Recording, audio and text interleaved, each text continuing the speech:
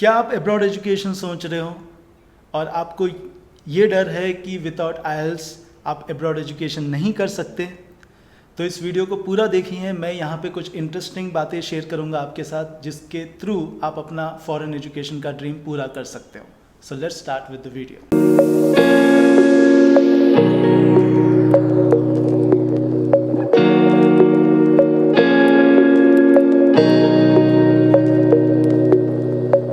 Hello friends, मेरा नाम सैमसन है। मैं यहाँ OSI study and immigration consultant Vidyanagar में यूरोप स्टूडेंट एडवाइज़र के तौर पे काम कर रहा हूँ।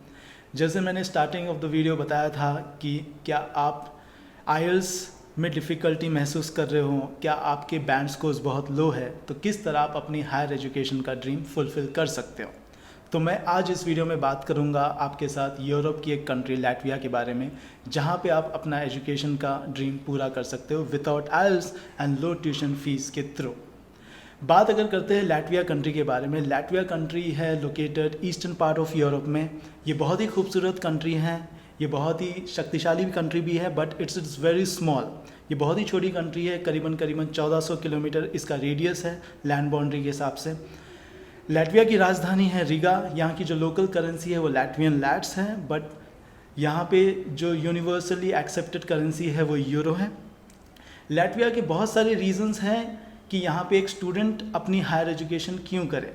पहली तो रीज़न ये है कि लैटविया पहले से ही बहुत ही एजुकेशन में वर्सेटाइल रहा है। यहाँ का जो एजुकेशन सिस्टम है बहुत ही बेहतरीन है in terms of other western countries. The first reason ये है कि यहाँ की जो एजुकेशन सिस्टम है वो बहुत ही प्रैक्टिकल ओरिएंटेड है, मार्केट ओरिएंटेड है। यहाँ का जो एजुकेशन सिस्टम है एकदम वर्ल्ड क्लास इंफ्रास्ट्रक्चर के थ्रू एजुकेशन प्रोवाइड की जाती है। यहाँ पे इंटरनेशनल स्टूडेंट्स को बहुत ही इंकरेज किया जाता है। दुनिया भर से यहाँ पे स्टूडेंट्स आते हैं एवरी ईयर। मैं अगर हमारे देश इंडिया की बात करूं तो एवरी ईयर करीबन 15,000 से 20,000 इंडियन स्टूडेंट्स लैटविया कंट्री जाते हैं to complete the bachelors degree, masters degree और PhD लेवल की डिग्रीज। अगर एजुकेशन सिस्टम के माध्यम से बात करते हैं तो यहाँ पे करीबन 16 गवर्नमेंट यूनिवर्सिटीज़ है, जिनमें से करीब 6 पर्टिकुलर यूनिवर्सिटीज़ में कहलाई जाती है and the rest of them are institutions and colleges.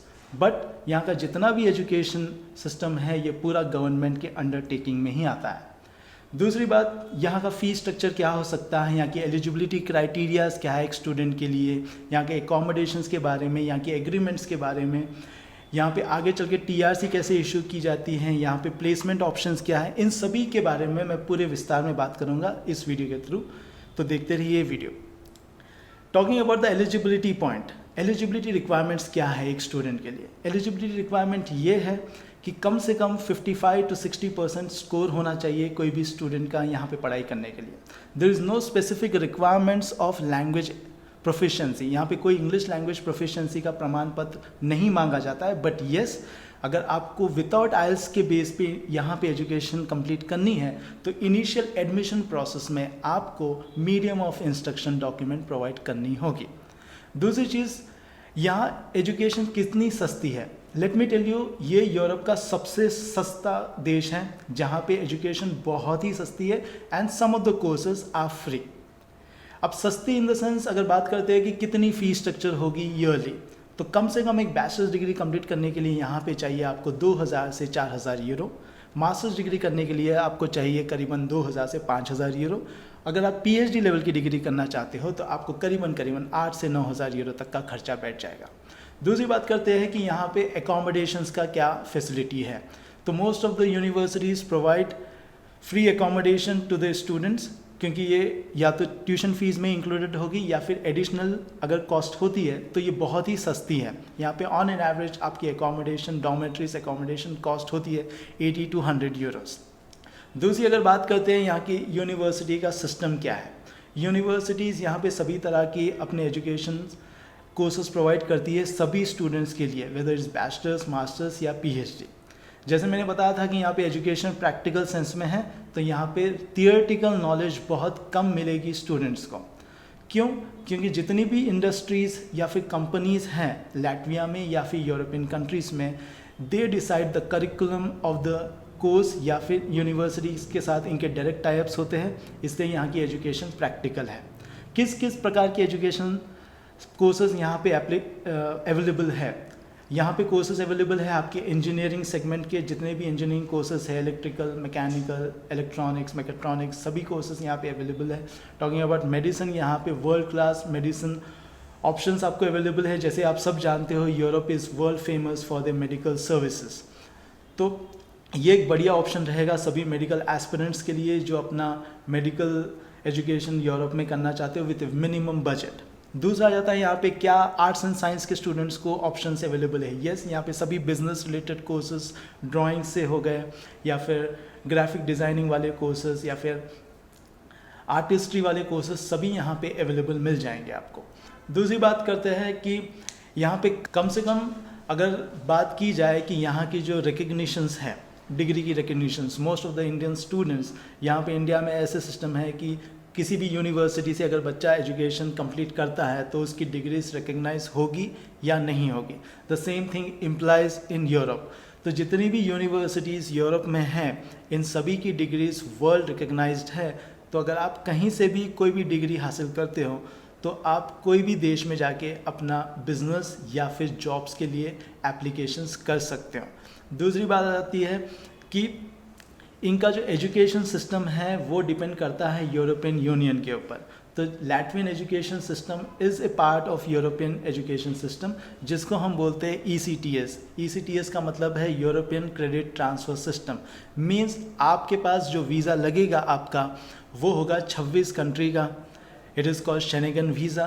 तो आप अगर कोई बैचलर्स डिग्री का स्टूडेंट हो तो अगर वो 1 साल पूरा अपना कोर्स लैट्विया में कंप्लीट करता है और उसको आगे चल के अपना सेकेंड ईयर किसी और कंट्री में करनी है शेनेगन में, तो वो ECTS के थ्रू अपना सेकेंड ईयर का कोर्स भी कंप्लीट कर सकता है by visiting different countries in European union. दूसरी अगर बात करते हैं कि यहाँ पे प्रॉस्पेक्ट्स क्या है आफ्टर एजुकेशन, क्या जॉब अपॉर्चुनिटीज़ है या नहीं है, या फिर सिर्फ यहाँ पे एजुकेशन करके आपको किसी दूसरी कंट्री में या फिर रिटर्न बैक टू इंडिया होना पड़ेगा। तो बता दूं मैं आपको, यहाँ पे जितने भी एजुकेशन ऑप्शंस हैं, जैसे मैंने बताया था, ये कंपनी ओरिएंटेड ऑप्शंस होते हैं। कंपनीज डिसाइड करती है कि किस तरह के कोर्स करिकुलम्स होने चाहिए। तो most of the jobs are being given by the local companies to the students. तो आपको जॉब्स की कोई फिक्र नहीं होगी क्योंकि आपका कोर्स कंप्लीट होने से पहले ही आपके पास एक फुल टाइम जॉब होगी। दूसरा, यहाँ पे पेड इंटर्नशिप्स है while you are into the course. Most of the internships है जो कि आपको लास्ट सेमेस्टर में दी जाएगी, वो भी फुल टाइम होगी। फुल टाइम इंटर्नशिप्स में आपको पेमेंट भी मिलेगा, या नहीं तो आपको रिकग्निशन दी जाएगी कि आपने एक पर्टिकुलर सेगमेंट को कंप्लीट किया है एज पर योर कोर्स। दूसरी बात अगर करते हैं कि यहाँ पे पार्ट टाइम जॉब्स क्या एप्लीकेबल होंगे सभी इंटरनेशनल स्टूडेंट्स के लिए। यस, यहाँ पे पार्ट टाइम जॉब्स अवेलेबल है सभी इंटरनेशनल स्टूडेंट्स के लिए। डिपेंड होता है कि आपका कोर्स लेवल क्या है। अगर आपका कोर्स बैचलर्स है तो आपको करीबन 20 to 40 आवर्स पर वीक का अपॉर्चुनिटी मिल सकता है पार्ट टाइम जॉब करने के लिए। अगर आप मास्टर्स में हो तो आपको करीबन 20 घंटे काम करने का ऑप्शन मिलता है per week. Talking about spousal visa, most of the students like अगर कोई मैरिड कपल हो तो वो ये चाहते हैं कि मैं अपने स्पॉज को, हस्बैंड एंड वाइफ को अपने साथ ले जाऊँ while they are on student visa। तो आप ऐसे यहाँ पे कर सकते हो but not at the initial stage. आपको कम से कम 1 सेमेस्टर वो उस कंट्री में कंप्लीट करनी होगी जहाँ पे आप जा रहे हो, तभी जाके आप अपना स्पॉन्स वीज़ा लगा सकते हो, जिसको हम बोलते हैं family reunification visa. Talking about the various aspect of PR options कैसे यहाँ पे हो सकते हैं, तो एटलीस्ट आपको 5 साल रहना होगा इस कंट्रीज़ में, तभी जाके आप अपना PR का ऑप्शन लगा सकते हो। वीज़ा फाइल सबमिशंस की अगर बात करते हैं तो रिक्वायरमेंट्स क्या क्या हो सकती है, जैसे कि मैंने बताया था कि एडमिशन रिक्वायरमेंट्स क्या है, किस तरह के कोर्सेज हैं। तो इसमें अगर बात करते हैं कि सब कुछ अगर आपका प्रॉपरली चलेगा, ठीक है, तो आपका जो वीज़ा फाइल सबमिशन होगी उसमें क्या क्या रिक्वायरमेंट्स होंगी, उसमें मैं आपको कुछ की पॉइंट्स दे देता हूँ विच आर मोस्ट इंपॉर्टेंट। एक तो आ जाता है कि IT रिटर्न। अगर आपके पेरेंट्स आपको सपोर्ट कर रहे हैं फिनेंशियली तो आपके पेरेंट्स के IT रिटर्न चाहिए, एंड फ्यू फिनेंशियल डॉक्यूमेंट्स, क्योंकि मोस्ट ऑफ द फाइल, जितनी भी फाइल्स वीज़ा की होती है वो यूनिवर्सिटी ही प्रिपेयर करके देती है सभी स्टूडेंट्स को।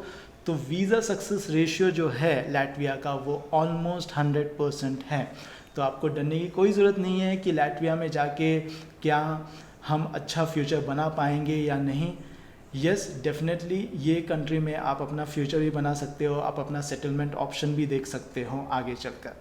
दोस्तों, तो ये थी मेरी स्टडी इन लैटविया की इन्फॉर्मेशन जो मैंने दी है आपको। आई होप कि ये वीडियो आपको पसंद आई होगी। अगर ये वीडियो पसंद आई हो तो hit the like and subscribe button, ताकि अगर आप सब्सक्राइब बटन पे क्लिक करोगे तो ही मेरी अपकमिंग वीडियोस आपको नोटिफिकेशन में आएगी। And keep watching the series. मैं और भी वीडियोस आपके साथ शेयर करते रहूँगा स्टडी इन यूरोप के बारे में। Thank you very much.